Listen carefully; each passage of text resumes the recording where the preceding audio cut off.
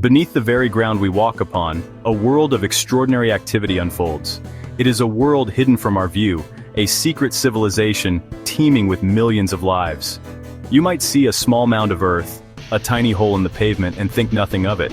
But that small opening is often the gateway to a sprawling, intricate city. These are the underground kingdoms of the ants, architectural marvels built with nothing more than tiny jaws and tireless effort. They are not mere holes in the ground, they are complex societies with nurseries, food stores, and graveyards. All connected by a labyrinth of tunnels. It is a testament to what can be achieved through cooperation. Imagine a city not built of concrete and steel, but of soil and sand. A metropolis where every citizen has a purpose, working in perfect harmony for the good of the whole. This is the reality for an ant colony. Down in the darkness, they are not simply surviving, they are thriving. They have engineered their environment with remarkable precision, creating structures that can withstand the elements and protect their precious queen and her young. The sheer scale of these nests can be astonishing, sometimes extending many meters deep into the earth and housing a population that rivals a human town. It is a bustling, organized world, one that operates on principles we are only just beginning to understand. What is truly remarkable is that there is no single architect, no master blueprint to guide their construction. Instead, each individual ant follows a simple set of rules, and from these simple actions, a complex and highly efficient structure emerges. They respond to the texture of the soil, the humidity in the air, and the needs of their growing family. They are constantly repairing, expanding, and adapting their home. This hidden world is a dynamic and ever-changing place, a silent subterranean drama playing out just inches below our feet every single day. How does a creature so small build something so vast? The answer lies in teamwork and the ant's mandibles. An ant begins to dig by biting into the soil, loosening a single grain at a time. It then carries this minuscule pellet of earth in its jaws. It transports it to the surface. It deposits it, adding to the growing mound that marks the nest's entrance. This process is repeated millions, even billions. One ant alone can do very little. But thousands working in unison can move mountains, one grain at a time. It is a slow, methodical process, but their persistence is what shapes the world beneath them.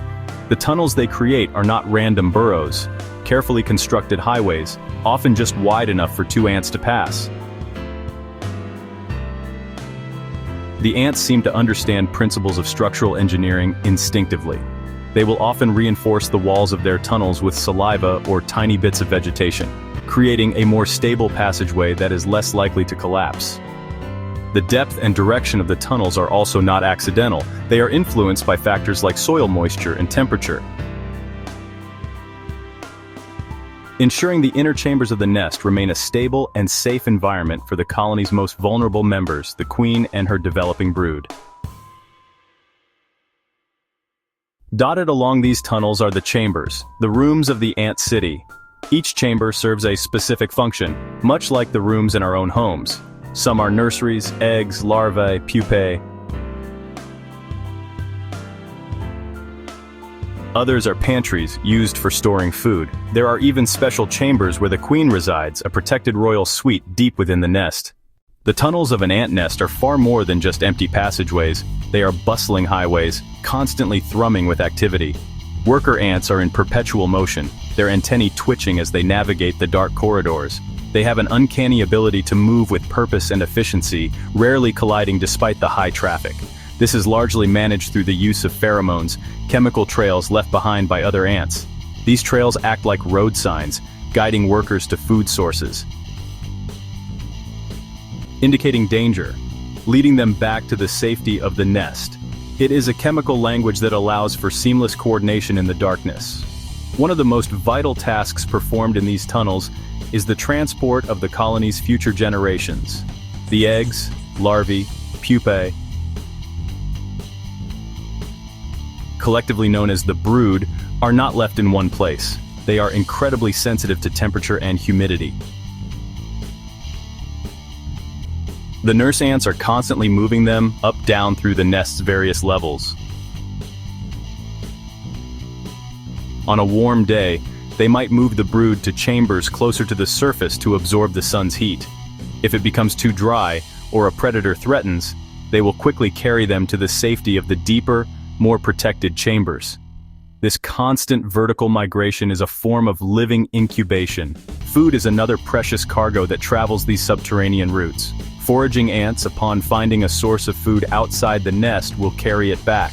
If the item is too large for a single ant, a team will work together, pushing the bounty through the narrow tunnels. Inside the nest, this food is then distributed. Some is given directly to the queen, nurses who tend the brood.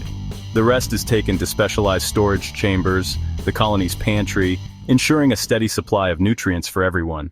The way ants store food is as ingenious as the way they build their homes. They are not simply piling up leaves and seeds in a random chamber. Different ant species have developed remarkably specialized techniques for preserving their provisions. One of the most common methods is simply to use designated chambers as granaries. Harvester ants, for example, collect vast quantities of seeds. They bring them deep into the nest and store them in dry, well-ventilated chambers. The ants will even bring the seeds to the surface to dry in the sun after a rain to prevent them from sprouting or getting moldy. Perhaps the most extraordinary example of food storage can be seen in honeypot ants. In the arid environments where they live, food and water can be scarce. To solve this, certain worker ants, known as repletes, become living larders. These special ants are fed nectar and other sweet liquids by their sisters. Their abdomens swell to the size of a grape, becoming translucent globes filled with a sugary liquid.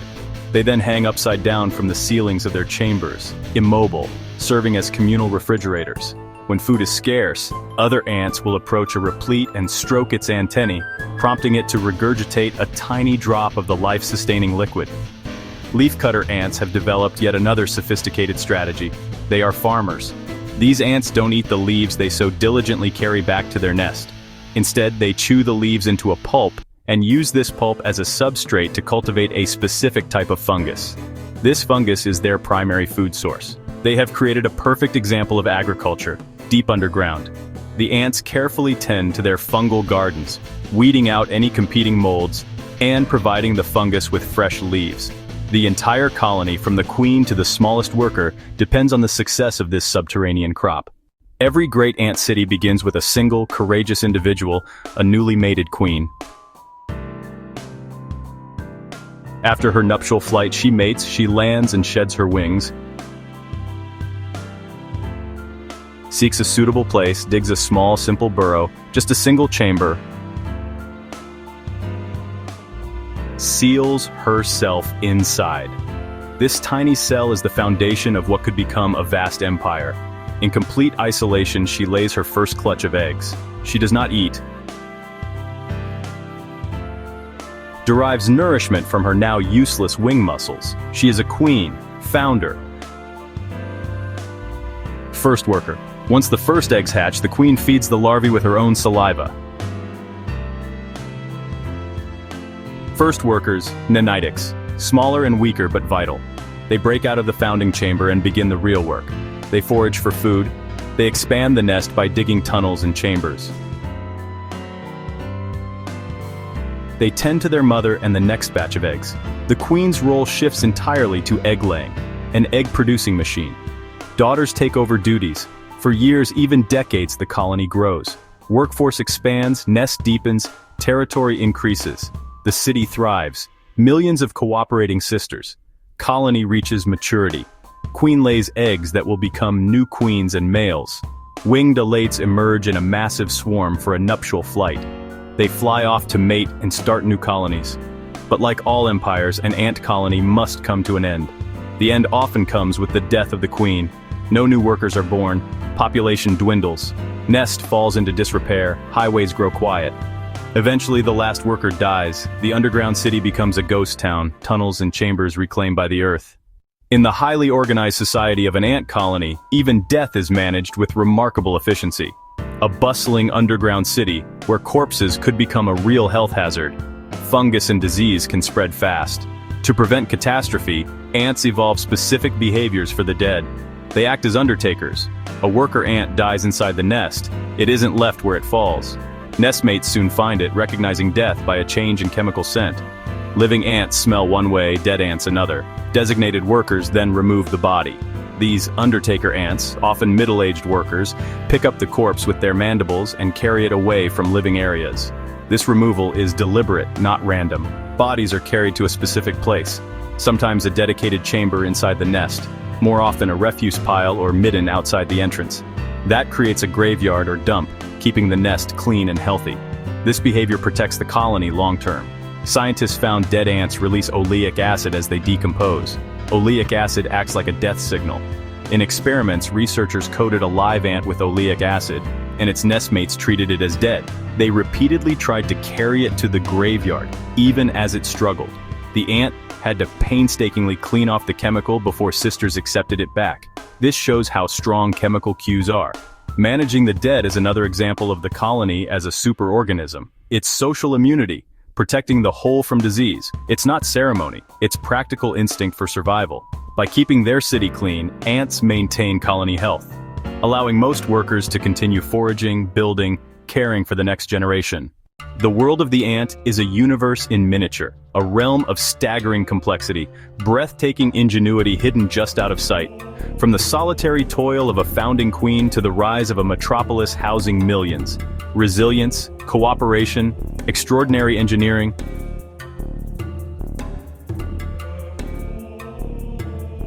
Architects who build vast cities without a blueprint.